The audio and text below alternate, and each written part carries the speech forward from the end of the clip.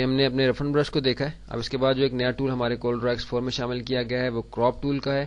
Crop tool کے بارے میں کورل ڈرا کی اپنی کیا ڈیفینیشن ہے اس کو سمجھنے کے لیے ہم یہ ہنٹس کو آن کرتے ہیں. اس میں دیکھتے ہیں کہ کراپ ٹول کے بارے میں ہمیں کیا ڈیفینیشن دی گئی ہے.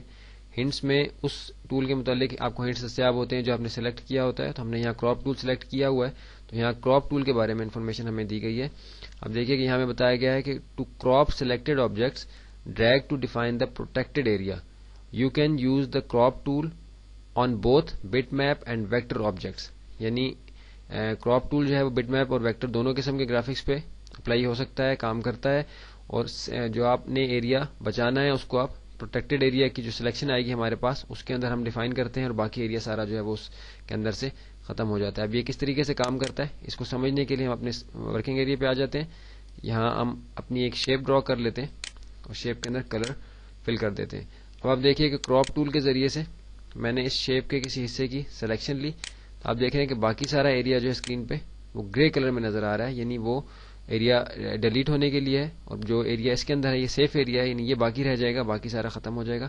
سلیکشن لے کے میں سینٹر میں اس کے آ کے ڈبل کلک کروں گا تو آپ دیکھیے کہ میری شیپ باقی جتنی بھی کراپ ٹول سے باہر تھی, جو سلیکٹڈ آبجیکٹ تھا میرا جس کے اوپر میں کام کر رہا تھا, اس کے اندر سے باقی ایریا سارا ختم ہو گیا. صرف وہ باقی رہ گیا کہ جو کراپ ٹول کی سلیکشن کے اندر آیا تھا. ابھی بالفرض میں سلیکشن لیتا ہوں اس طرح کہ اب شیپ کا اتنا حصہ باقی رہ جائے گا, باقی جو اس سے باہر ہے وہ ختم ہو جائے گا.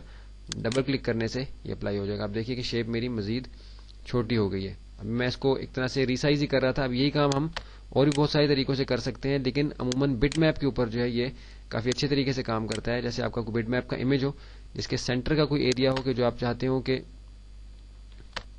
آپ اس کو باقی رکھیں. بالفرض ہمارے امیج میں کوئی ایسا ایریا ہو جس کا کلر بالفرض ہم سمجھیں گے اس طرح کا ہے, تو ہم چاہتے ہیں کہ باقی ایریا سارا ہمارے اس میں سے ختم ہو جائے.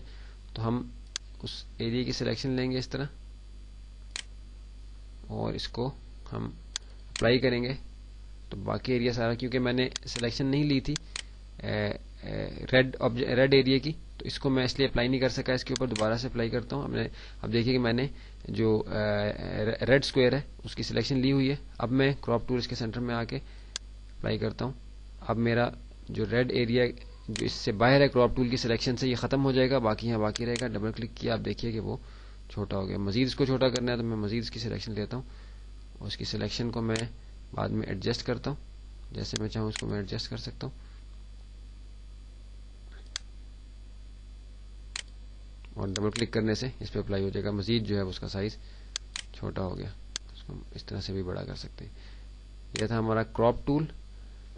اس کے بعد ہمارے پاس جو نیا ٹول دیا گیا ہے وہ ورٹیکل سیگمنٹ ڈیلیٹ ٹول ہے. یہ کس طریقے سے کام کرتا ہے اس کو ہم اگلی ویڈیو کے اندر دیکھتے ہیں.